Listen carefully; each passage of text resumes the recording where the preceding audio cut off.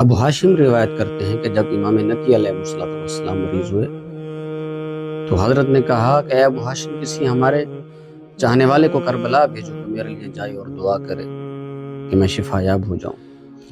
ابو ہاشم کہتے ہیں میں گھر سے نکلا، باہر ابن بلال ملے، کہا میری خواہش ہے کہ تم کربلا جاؤ، اور امام کی خواہش کا اظہار فرمایا کہ امام چاہتے ہیں کہ کربلا کو جائے اور میرے لیے دعا کر کے آئے۔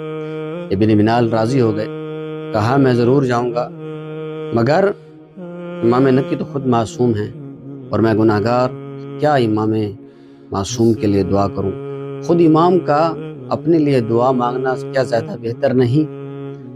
کیا وہ بھی نواسہ رسول نہیں اپنے جد حسین کی طرح؟ ہاشم کو یہ بات دل پہ لگی، یہ کلمات، یہ جملے آ کر دہرائے امام کے سامنے تو امام مسکرائے، کہا اے ابو ہاشم، کیا